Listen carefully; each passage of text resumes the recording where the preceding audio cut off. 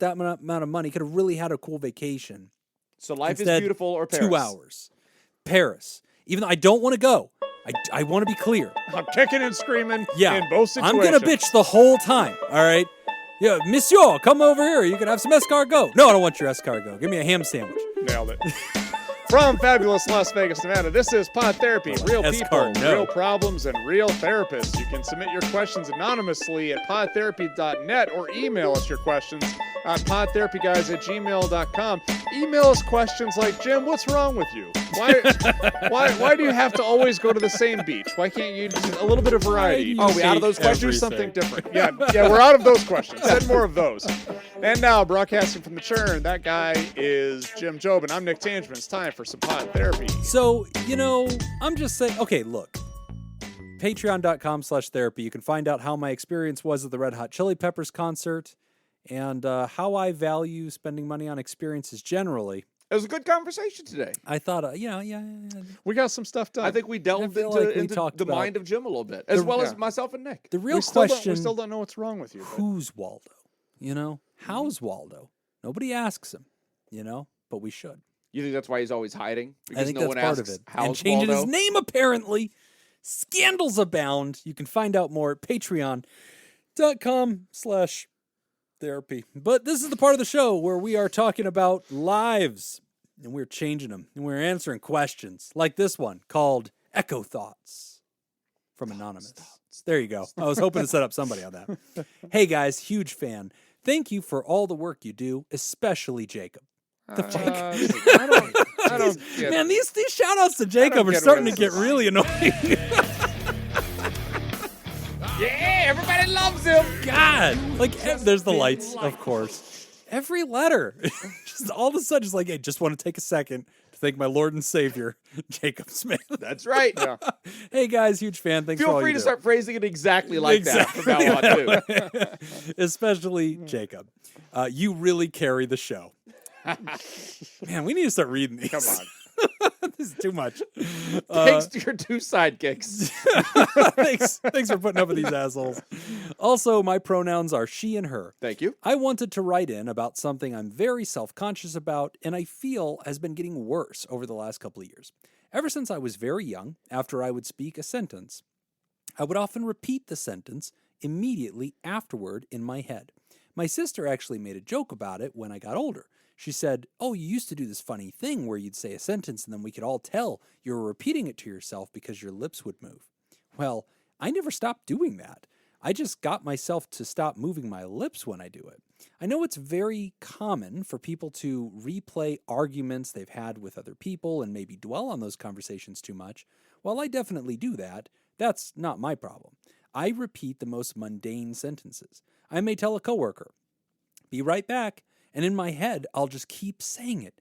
Be right back. Be right back. I do this all the time, but it seems like it's getting more frequent. I do it completely subconsciously.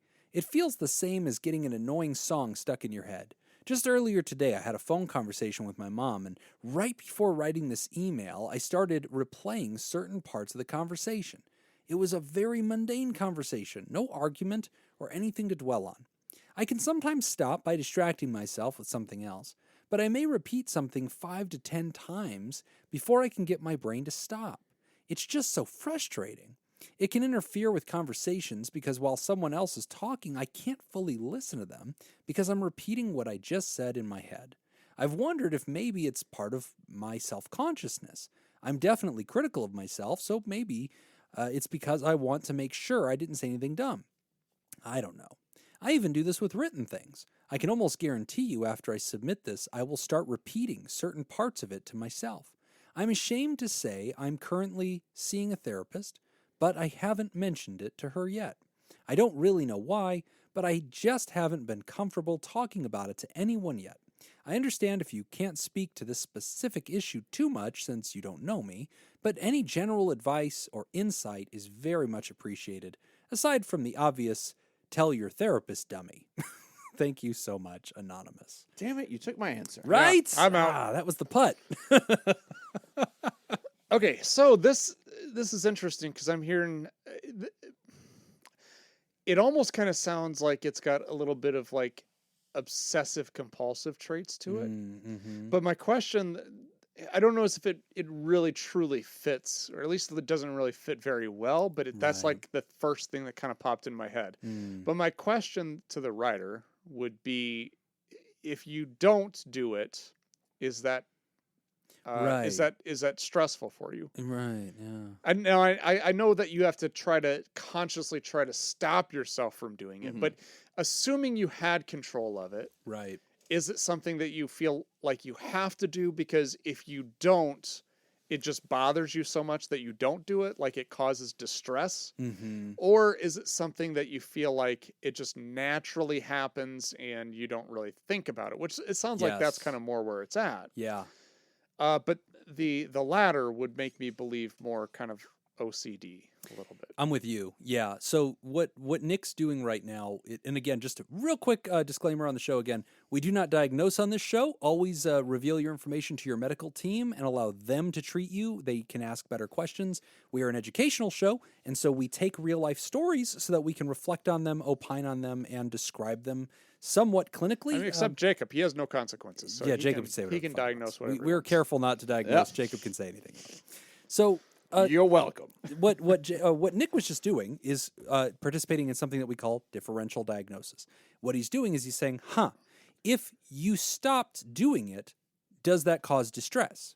Because then we know it's a compulsive behavior, compulsive as in I feel I must do it. And if I don't, something bad happens, or I feel like I need this to resolve a feeling, right? That's OCD adjacent. That's in that wheelhouse.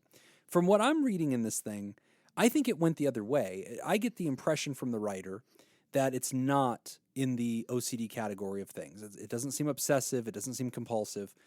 It seems like a tic. Yeah. It seems pretty close to what we might see in a variety of things, because this kind of behavior is something that we look for. It's a symptom that we find in a lot of different things. We find it among ASD, autism spectrum disorder. We'll sometimes find it among specific learning disorders. We find it among tic syndrome and Tourette syndrome. But what you're talking about here, it sounds adjacent to something we call echolalia. So echolalia is whenever you repeat yourself or repeat things that you've just heard or experienced, not compulsively but automatically. And so it's a similar-ish thing to a tic. That's probably what I think it is. Now, again, we're not diagnosing on the show. We're just describing, we're learning, we're educating. But echolalia, if you look into it, it can be verbal. It can kind of be nonverbal. It tends to be more of a verbal type. There's also echopraxia, and echopraxia is similar, but it's more motor-oriented and kinetic. So you might feel like you need to repeat an action or do abrupt movements, and it's also kind of a tic. But both of them have to do with repeating things that just happened. So if you talk to your therapist about that, they're going to ask a lot of questions to try to assess for other things that you might also do that sometimes sound similar to echolalia. Now, echolalia is not a disorder. When people are doing it, it's just a trait. It's a symptom. I think we classify it among things that resemble tics, but that's all it is. And it doesn't mean anything in and of itself. It doesn't lead to any particular diagnosis. It's just a trait that a lot of humans have. And so, you might want to look more into echolalia, bring that to your therapist, dummy, as you said in the question.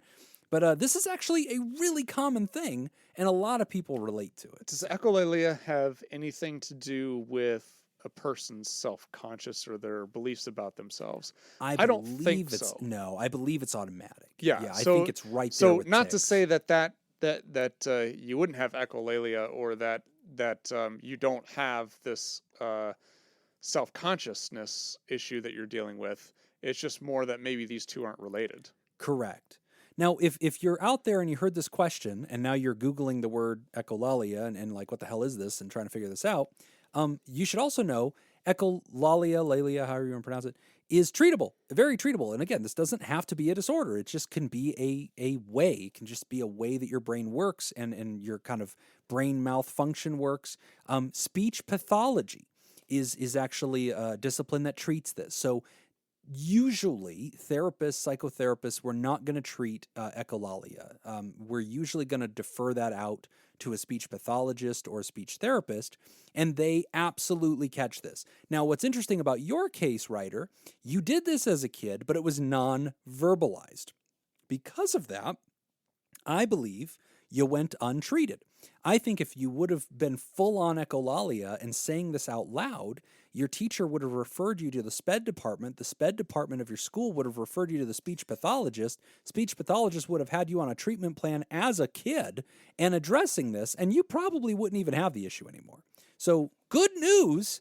I think you should start Googling, and I think you start with your therapist and ask them what they think, and tell them, hey, this might be echolalia. Not every therapist knows what that is. It's pretty deep into like the embedded parts of the DSM. It's just a symptom. It's not something that comes up a ton. But don't be afraid to look into speech pathology, because this is where our colleagues in that department can really offer some help. Also, just as an aside, if something's bothering you, talk to your therapist about it. You have someone that you're already paying to do this. You should definitely tell your therapist. Get your money's worth. Always tell the therapist. Yeah, but I mean, like, really, just get your money's worth. And you're paying them. Remember, way to sink that 1 foot putt there. Yeah. Tell him. He throws it off the backboard, slam one in. But I looked good. It's a nice clean one. It hit the bottom of the cup. Gets an outro on it too. Yep. Tell your therapist. This is what you were thanking him for? This is carrying the show? Fuck you, Anonymous. I'm not bitter at all. They really said carrying the show? Yes. I thought you had added that. Show. All right, Anonymous. Good luck with this. Google those symptoms, and don't be afraid to tell your therapist, because I think you'll probably find that speech therapist or speech pathologist could be really helpful with this. So, also, you're one of my new favorites. Yeah. Also, you've won Jacob. As an aside. Yeah, won him over.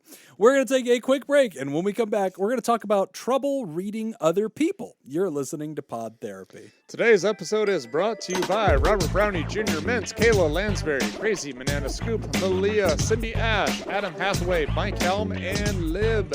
Oh, and Darren Cunningham. Don't forget about Darren Cunningham. Don't forget Darren Cunningham. Would you like to sponsor the show and become a therapy producer? Go to patreon.com/therapy and sign up. All right. So we had some questions that were submitted to us. All right. By Andrew, and I had to dig these back. The cartoon ones? Well, yes, kind of. Okay. I found them. Okay. All right. Which, by the way, because he had to resend them. Oh. And by the way, Andrew, oh my God, change your email address. There's no way that I would have. This went directly into spam. Oh, yeah. This is Ethiopian prince this is and the weirdest. Hot girls direct to Yes, you. it is. Yeah. Do something about that. All right. But anyway, here's what's really crazy. In hunting for that email, you found a bunch of. Yes. No way. I found another one. We need to check our spam. Yes. We probably have letters in there and all sorts of stuff. We had one from Libby, who sent one May 21st. Oh, jeez. All right. Of this year? Yes. Oh, we're fine. Yes, this year. Yes, so we're okay. All right.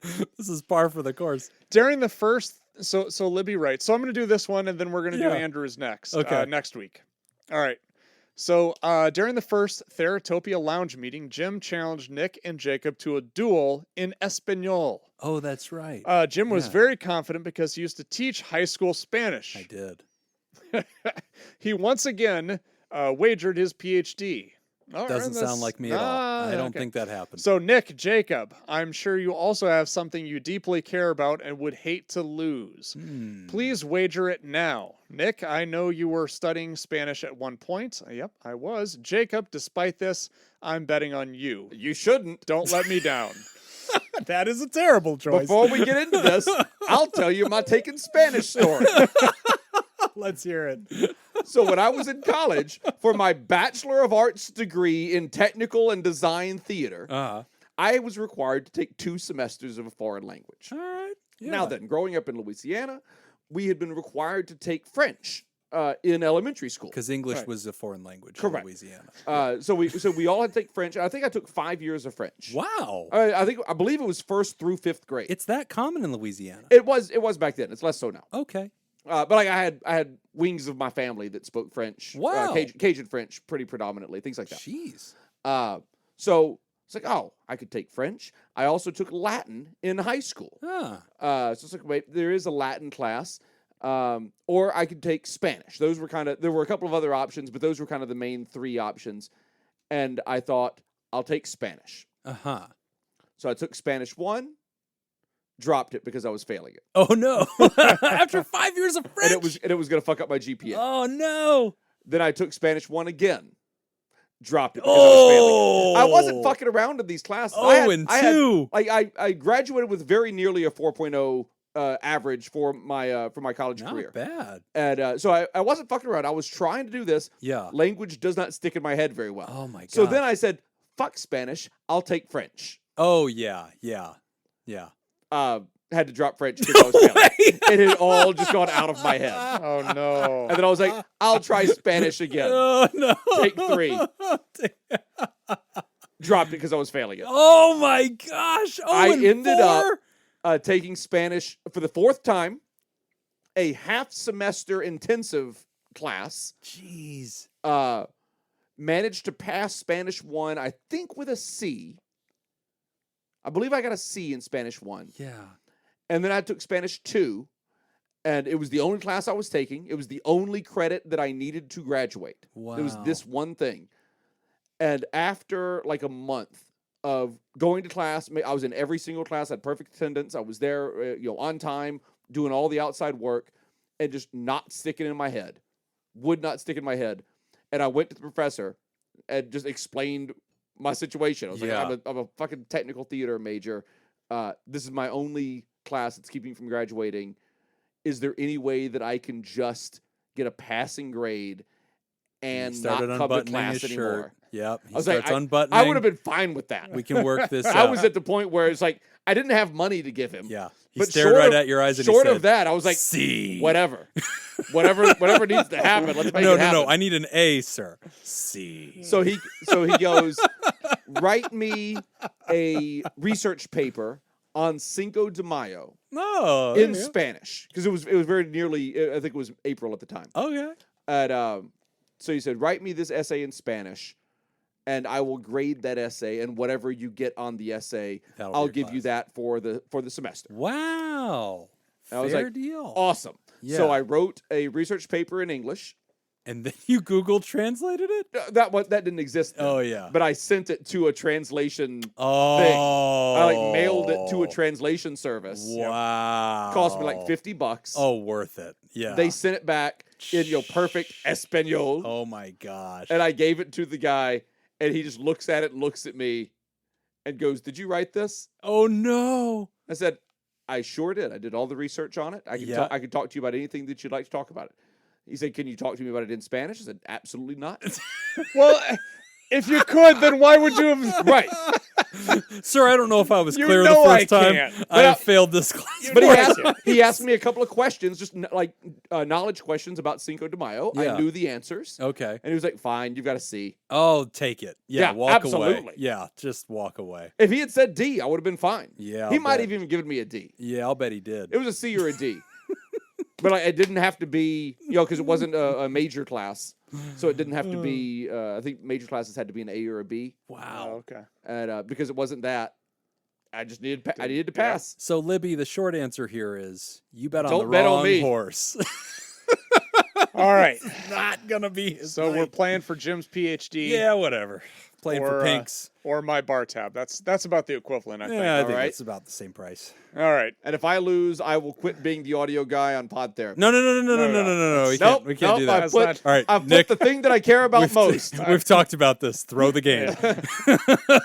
We have a right. contingency plan for this. Question number 1.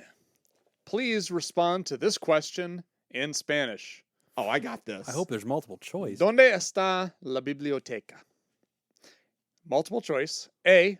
Soy un bibliotecario This travicio. system is Sorry, broken. hold on, shut up. We can't trust you. You're going to have to. Ah, shit. B. La biblioteca está al lado de mi casa. C. La biblioteca no tiene ningún libro. La biblioteca está dentro de mi trasero. Oh, Lord. D. Lock it in. It's D. Okay. I didn't understand anything you just said. Guarantee.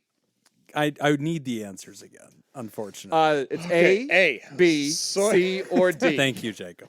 Soy un bibliotecario. Are you locked in on D? I'm D, man. Are you guessing, Nick? No, I know what it is. Oh, because you can see the answers? No. Okay, then guess. Then lock out your answer then. Okay, it's B. Okay, now La read. biblioteca está al lado de mi casa. That's. Okay. I thought it might be that at first, but then I thought it wasn't. Because I don't want to say why, because Jim still has to guess. Yeah, I'll read them all in Spanish and then I'll take my guess. So the first one says what? Soy un bibliotecario travicio. I am a library traveler or visitor, I think. La biblioteca está al lado de mi casa. I really believe that means the library is ice cream in my house. But helado Okay. probably means a position, Okay, something to the house. Go on. Okay, high school Spanish teacher, that's not what it is. I'm pretty close. Okay. La biblioteca no tiene ningún libro. Okay, the library doesn't have any books. Okay. La biblioteca está dentro de mi trasero. I feel okay. The Trasero's library was throwing me off. destroyed by a triceratops. Yeah. Correct. I think that D means the library is straight or down the way from the trasero, but I don't know what that is. I'm gonna go with D. I mean, D is the correct answer. I feel like D. It's D or B, but I'm gonna go with D. Okay. Well, hold on. Now I gotta fucking put in the. Talk amongst yourselves for a That's second fine. here. Oh shit! How many calories? I copied and pasted the wrong one. Yeah, you just work on that. How many calories do you think are in this Red Bull? Is it the sugar-free Also, one? I can name that.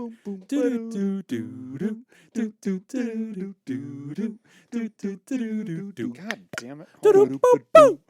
That would be I Dream of Jeannie? Yeah. Yeah. All right. 270. It is less than 270. Would you like to try again? 260. Oh, that's all right here. Cool. It's 110. Thanks for playing. You said D? We're D. both on D. Okay, the library is inside my butt. Damn. So wrong. That is an answer. Oh, You no. did not say. No. The question was, That's what right. is a reasonable answer? Yeah. Where is the library? I'll The tell you where the library's in my library butt. is. It is in my butt. I don't see how that's not a I reasonable would say answer. that. I want to say, I feel like I got it right. It is B. The library is next to my house. It is an ice cream house. No. That was We just close. all got it right. Yeah. You know what? I'm with Jacob. Everybody gets a point. Yeah, that's right. Those We are just all outvoted you. What was the answer? 2 Or to what was 1. the question? It was, what is a reasonable answer or something like that? Yeah. Okay, please respond to the question in Spanish. Oh, then we absolutely get that. It's in my butt. It is in my butt. Hey, Jacob, where's the library? It's in my butt. Ah, shit. Yeah, you just Gotcha. You got me. Got him. What's Spanish for stay down? Clearly, that's an even All answer. right. We're all tied. Tie game. Tied at 1. 1. Clearly. Next question. Trouble reading other people from Anonymous. Jim once said that his anxiety for others to like him gives him an intuition of reading people. For his patients in particular, this constant reading allows him to change into a person who can best relate to them and help solve their problem. This brought something I've noticed in myself.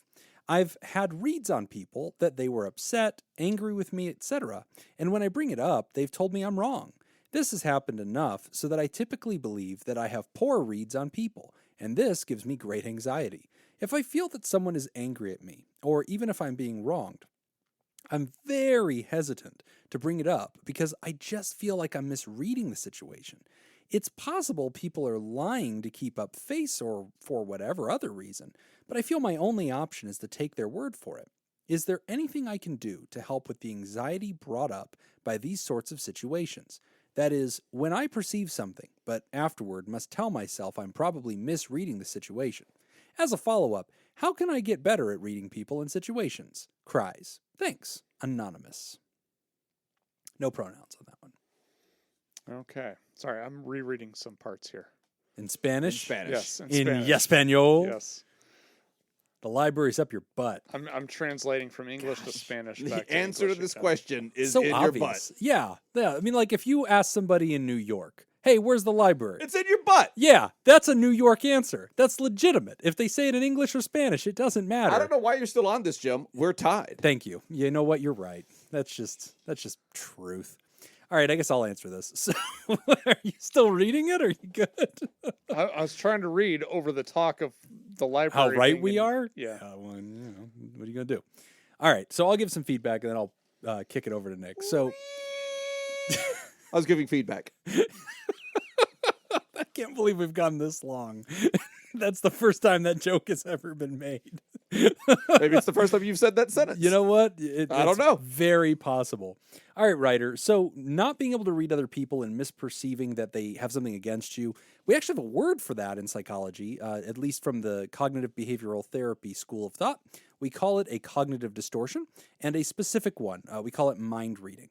So it's that sense that we tend to put on other people, something's wrong. They don't like me, they're upset, they're thinking about me, when in reality, 99% of the time they are not. They're not thinking about you, they're thinking about lunch. They're not upset at something you just said, they're just thinking about what they're going to say next, or whatever, or they're just not cognizant of what kind of facial expression they're making. So I resonate with you, right? Because I too have that anxiousness of like, am I okay with this person? Do they like me? Are we getting along? And so I'm very, very aware of that. But you're right to question it. And honestly, it gets tricky because I don't want you going around life having to ask people, hey, are you angry at me? Hey, is everything okay? Because then we seem like needy of reassurance, and that can be irritating. And ultimately, then we feel like we have to ask again. Because then it's like 5 minutes later, it's like, hey, I know I bothered you a second ago when I asked if you're angry at me. Are you angry now? It just becomes this endless like check-in. Then the answer becomes yes. Oh, no, I was going to say, it doesn't get endless. Yeah. It just goes to yes. The answer's getting to yes, and now you feel terrible. You don't know what to do. Can I convince you that you're angry with me? Yeah. How many times would I have to ask? The answer to that is yes. You now can. I've asked twice. So you ask, is there anything I can do to help with that anxiety brought up by it? A couple of things. So we would go back to your CBT skills, and I would want you to say, look, take the thought to court. Where's the evidence that this person doesn't like me, right? Because feelings are not facts, and we cannot trust our feelings. We can go to a movie, and we can see a movie about dinosaurs ripping through a city, and that can cause legitimate fear, even though we literally paid the ticket price to go watch that CGI fest. We know it's fake. Feelings are not facts. So just because you feel like something's wrong in your surroundings or people dislike you, you've got to check in with yourself, and you've got to do that self-talk and tell yourself the truth. Hey, feelings are not facts. Where's the evidence? Take that thought to court. People generally telegraph feelings. Most humans feel neutral at best. If they're genuinely irritated with somebody, it's usually a passing thing. It goes away quite quickly. If somebody legitimately does not like you, they are usually not terribly subtle about it. It's just usually going to come out. And if you're not somebody that's going out of your way to do irritating things, it's probably not something you really have to worry about. So again, I would come back to sort of that Occam's razor approach, asking yourself, what is the simplest possible explanation for what I'm feeling? I am sensitive. I am usually wrong. Every time I've taken this thought to court in the past and asked about it, I was wrong. That counts. That tells me, that's data that tells me I can't trust this. So I would attack your anxiety by disrupting it with those thoughts first, kind of starting from that place of taking the thought to court and just kind of disrupting the cognitive distortion. As far as the question of, how can I get better at reading people, it is really a tricky thing. I mean, I've read books on it that offer like actual practical advice about how to interpret certain face signals and certain gestures. I've always found that cumbersome, and I've never read one that I've thought, oh my gosh, this person cracked the code. That never feels right. It might just be you have it or you don't. I actually have some feedback on this part. Thank you. That sounds like a pig, though, to me. Sounds like... Yeah. Yeah. He doesn't speak Spanish, man. That's French. Oh, yeah, you're right, yeah. I'm going to put L in front of it. Oui. Louis. No, I think, okay, so we're so good I at want to this. challenge, one thing I want to challenge is the misreading of the situation, because I don't think that's actually a really good description of what's happening. Okay. I think a better description is, a better analogy is that you're looking through you're looking at the world through a filter. Okay.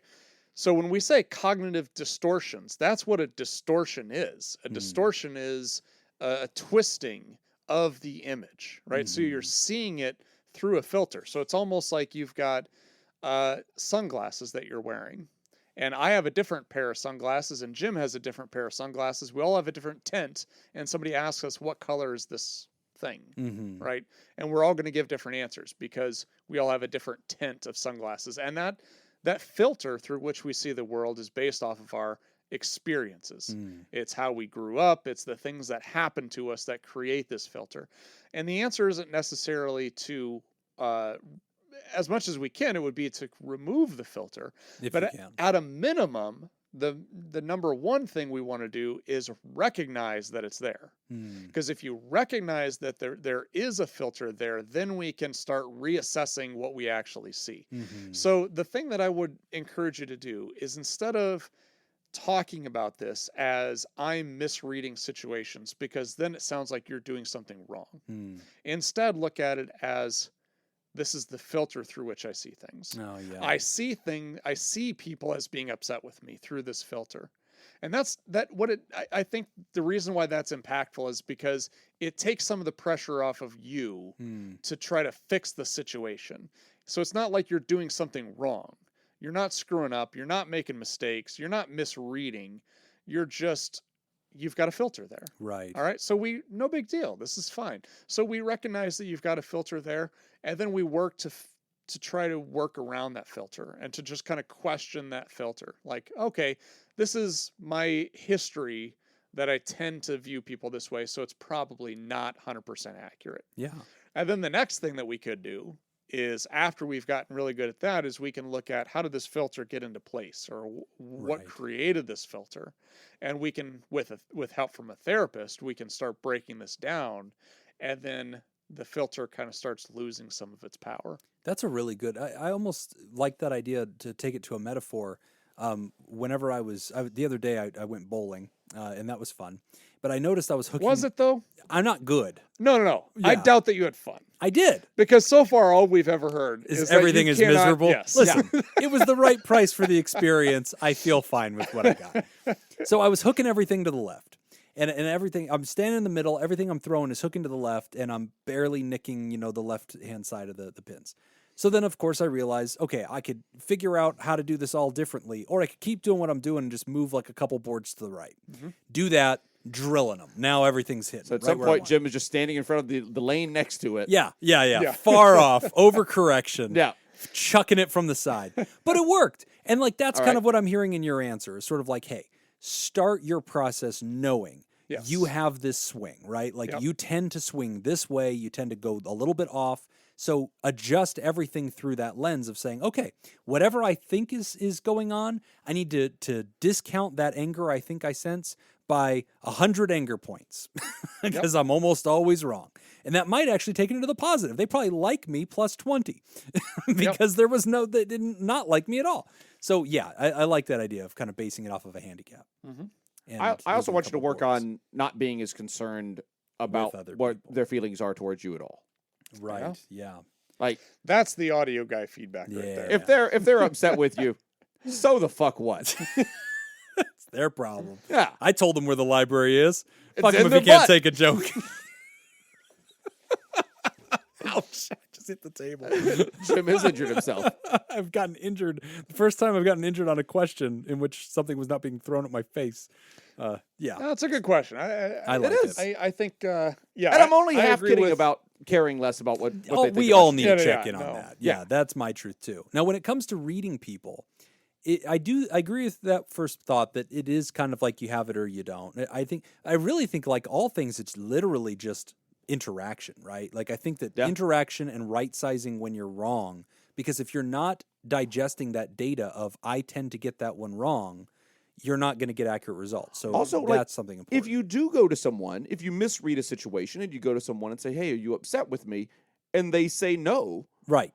Accept it. You do at some point have to believe them. Calibrate. All you can go on is what, if they're sending you, or if you're not receiving the signals perfectly in the kind of the subconscious arena here. Yeah. When you just go straight up to them and ask, hey, how you doing? Or I feel like you might be upset with me. Is that true? Is there anything that I can help with? And they say, oh no, I'm not upset with you. Right. You have to go oh, great. I'm so, and then I'm so log happy. that. Yeah. Log that mentally and say, I'm this thrilled that you're type not of upset with me. person. Like, that actually helps me, because anytime you get a new patient, the first thing you're doing is you're calibrating for them, and so you're reading them. But it helps to have other markers, because you can go back through your history of catalog of humanity and go, oh, this guy reminds me of Jacob. I know Jacob pretty good. Yeah. Let me just kind of start from the same way that I would interact with Jacob and see if that gets me, 50% closer to where this guy really is. Yeah. And then I'm going to calibrate out of there.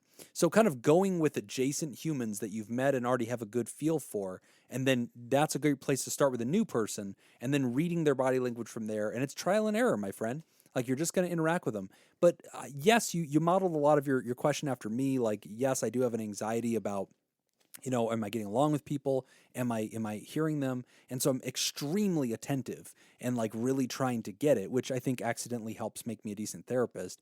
But I understand that feeling. And I'll tell you that I got better at reading people by reading people, just by spending lots of time with them, listening, learning. The more intently that I could connect with humans, the more I started getting under the skin and understanding what they were really feeling. And that's when my brain really started matching up what I could see to what might hypothetically really be going on. And that's whenever I started having really good insight. But that just came with attending to people. So the more honest and genuine we can be with others, the more they'll do that back to us, the more we can read them, and the more they'll allow themselves to be read. But always default to the simplest explanation, please. It's the horses and zebras thing we talk about all the time in the show. The zebra is, this person really dislikes you. That's such an unusual possibility when there's a perfectly reasonable horse explanation. The library is probably in the butt. That's what you need to take away from that. Yeah. Man, you worked so hard to get there. I did. Thank you. We're going to take a quick break. And when we come back, we're going to talk about ruminating over divorce. You're listening to Pod Therapy. All right. Today's episode is brought to you by Robert Brownie Jr., Mint, Kayla Lansbury, Crazy Banana Scoop, Malia, Cindy Ash, Adam Hathaway, Mike Helm, Lib, and Darren Cunningham. Don't forget about Darren Cunningham. Don't forget about Darren. Never.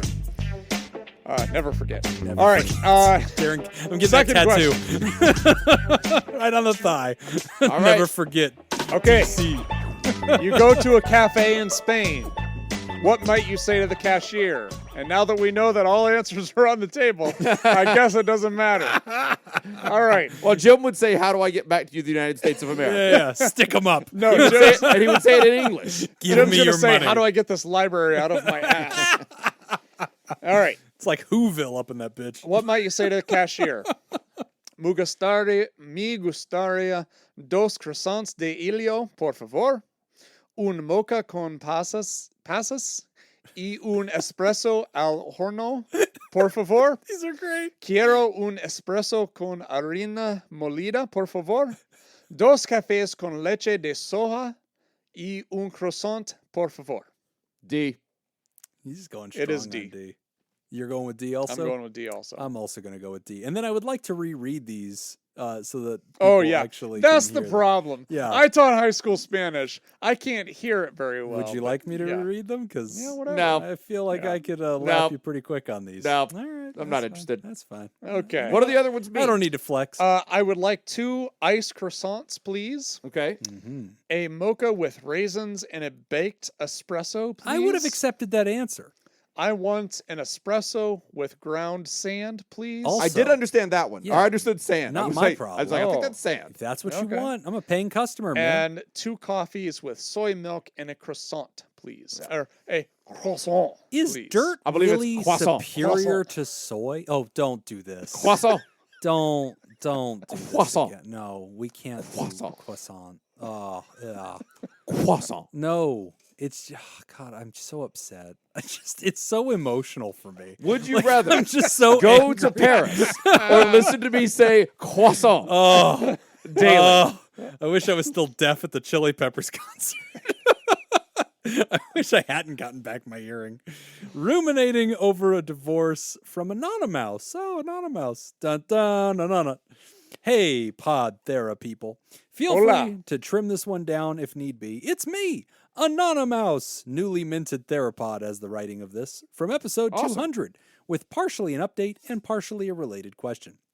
In case you don't remember, I was going through a time with my now ex-wife who was struggling with dissociated identity disorder, mild infidelity, and other generalized shit. I, too, was struggling with depression, which I got medicated for. I asked how I could support her, and you guys gave me some great insight. Our marriage came to an end this past January after a long time deliberating.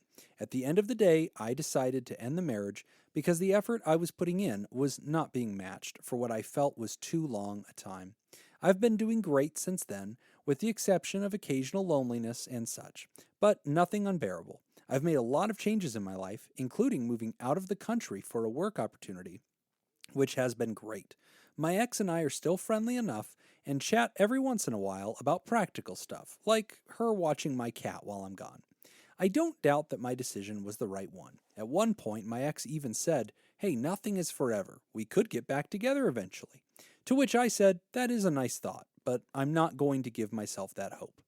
But recently, I found myself ruminating over our divorce. I've been on a few dates after what I felt was an appropriate amount of time being single, but every once in a while, I can't help but wonder if things could have been different. Maybe if we'd gone to counseling earlier. Maybe if we'd uncovered the DID earlier. Maybe if you get the idea. The most prominent one for me, though, is the thought that since she's recently gotten better mental health-wise, maybe the timing just wasn't right, or maybe that I was to blame for a lot of her mental health issues. My question is this: how do I weigh the facts, i.e., my knowing I made the right decision at the time, with the rumination, i.e., realizing that we could have just gotten unlucky because of a bunch of life shit? Should I be giving these thoughts any time at all? Thanks for all you guys do, Anonymous. Dun, dun, anonymous. In your butt. All right. Library. Also a great name for a band. Okay. Well, Yeah, I feel like that's... we'll We'll workshop. we're not going to rule that out Yeah, yet. it's written in pencil. Yeah. No. Okay. No. No. Just say a no to it? No. Okay. So I guess with the rumination, here's kind of the thought that I had.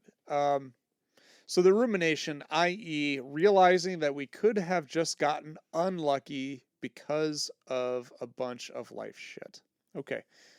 Well, I guess how I would deal with that is just kind of walk that through to its logical explanation. I mean, or not logical explanation. I'm not phrasing that correctly.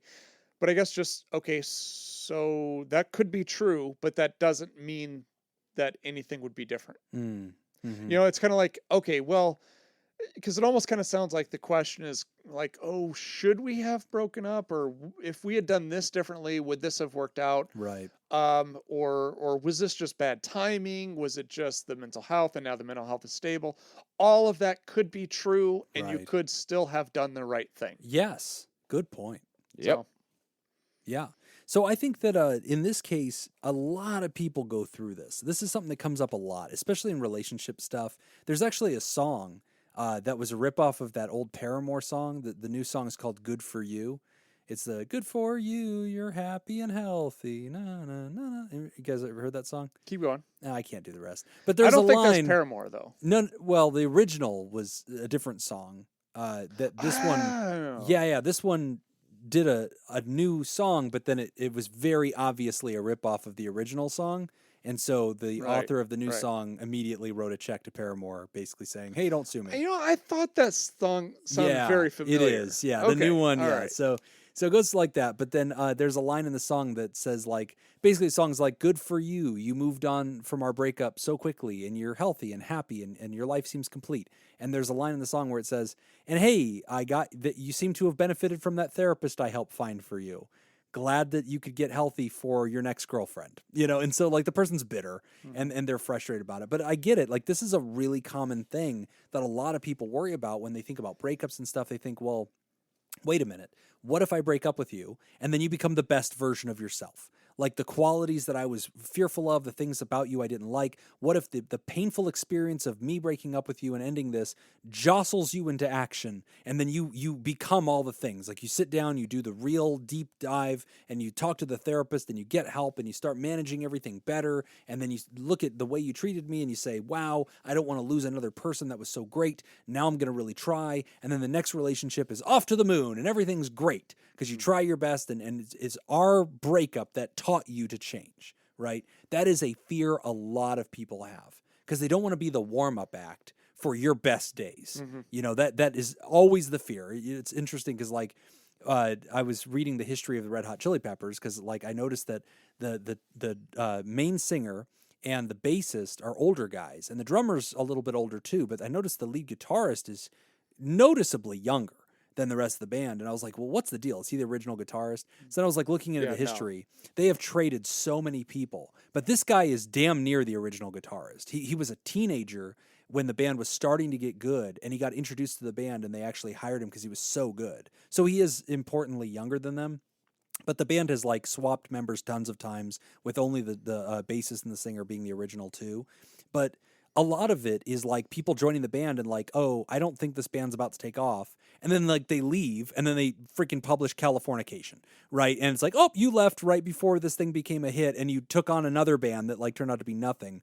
That same like buyer's remorse or like fear mentality, I think, happens in these situations where you're like, am I going to break up with you right before you become the best version of yourself? Did I leave the ship before it took off? And like, I get that. And then also ruminating on all the factors like you were talking about, Anonymous, where it's like, okay, here's what went wrong. What if we would have caught it earlier? What if we could have treated this? And then we start second guessing our decisions and we think, should I have really walked away? Could I have hung in there a little bit longer?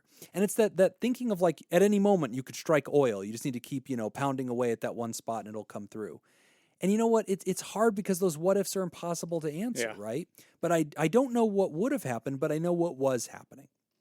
And that's what I think you and your therapist should be talking about is, look, I don't know what could have happened. I don't know what would have happened if you would have hung in there another month. I don't know if there would have been another pandemic and how that would have changed your life. I don't know what the economy would have done. I don't know if this person would have gotten medicated. I don't know if they would have had an epiphany. I don't know if they would have suddenly changed their whole thing. But I know what was happening.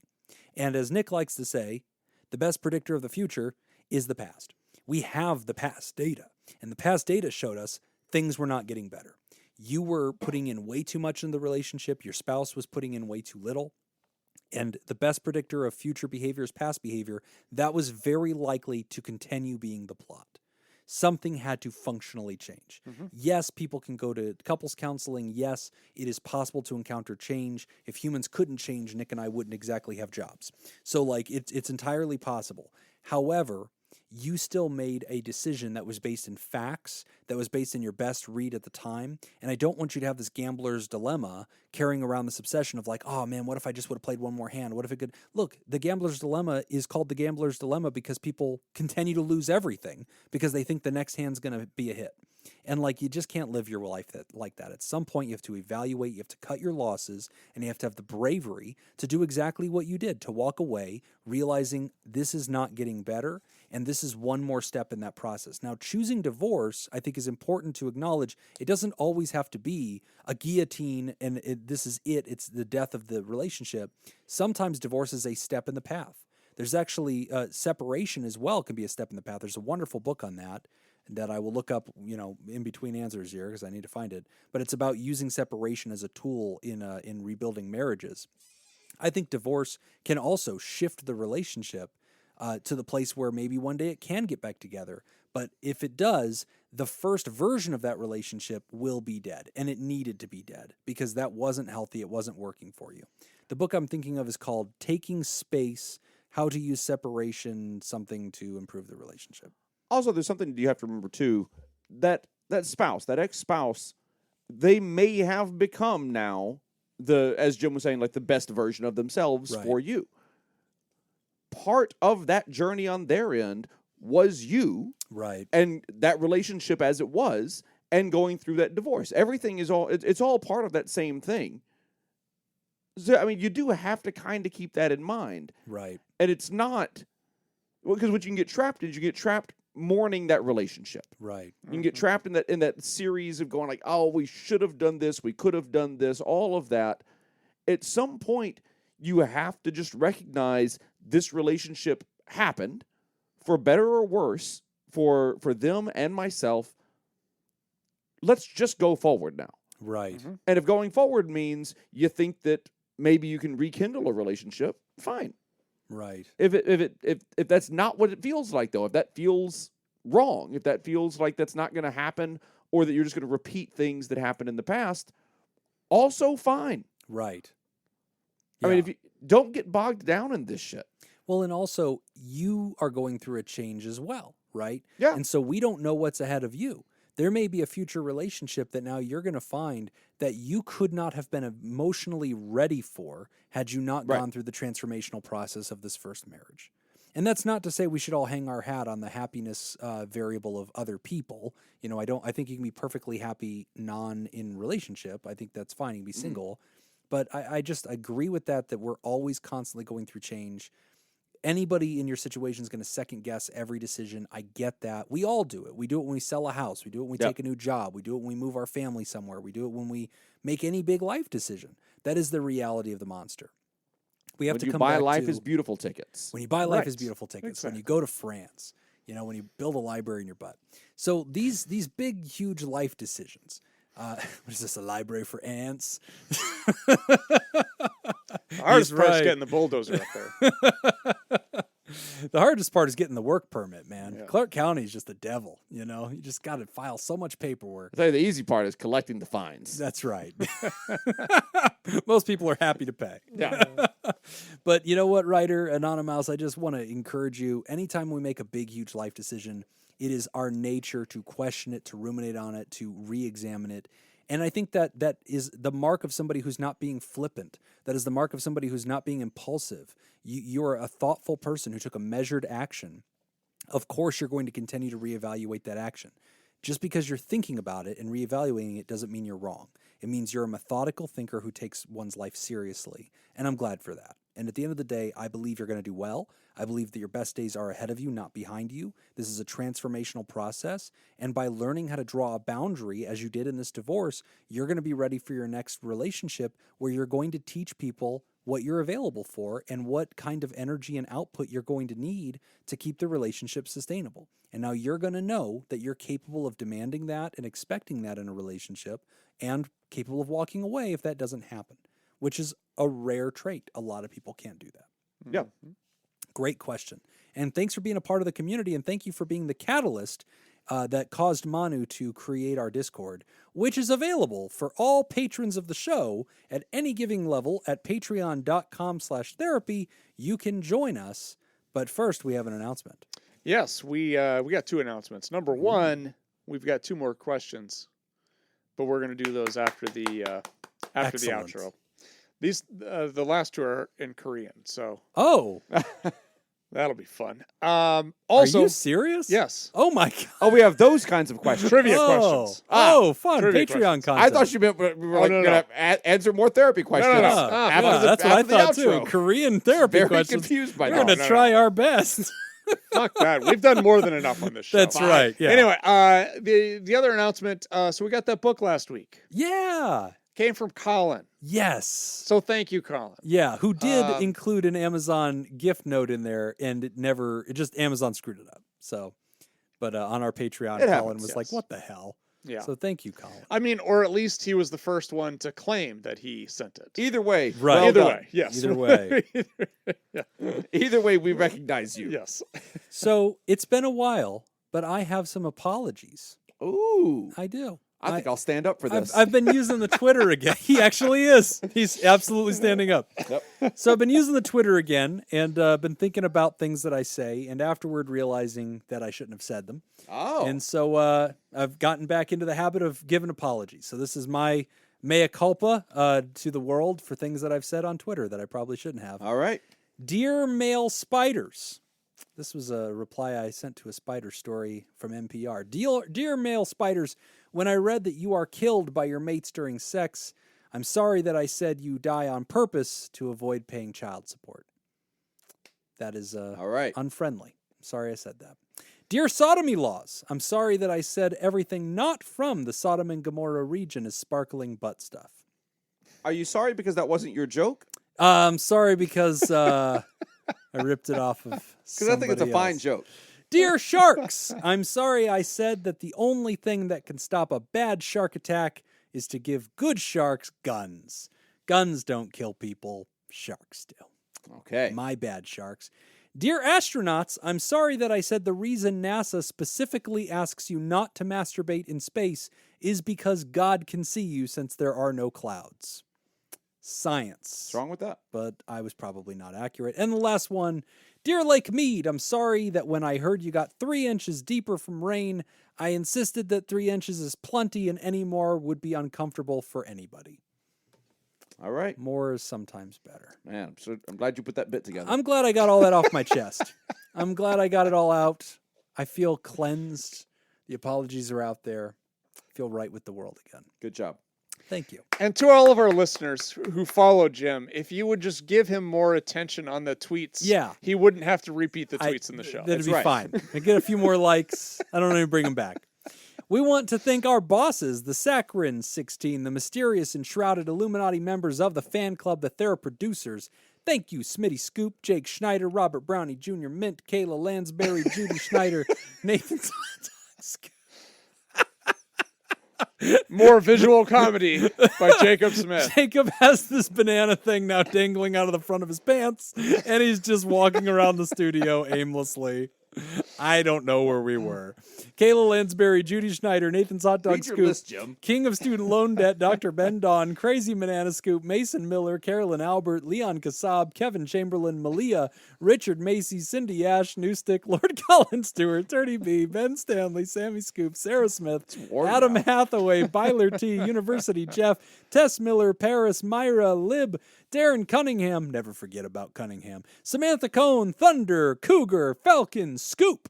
Would you like to hear this episode uncut and unedited? And why wouldn't you? And enjoy our spontaneous side projects? Go to patreon.com/therapy and sign up. That's all the time we got for this week's session. Want to thank our landlords, Matt Mattingly's Ice Cream Social Podcast, and thanks to those of you who contributed to our show today. We really appreciate it.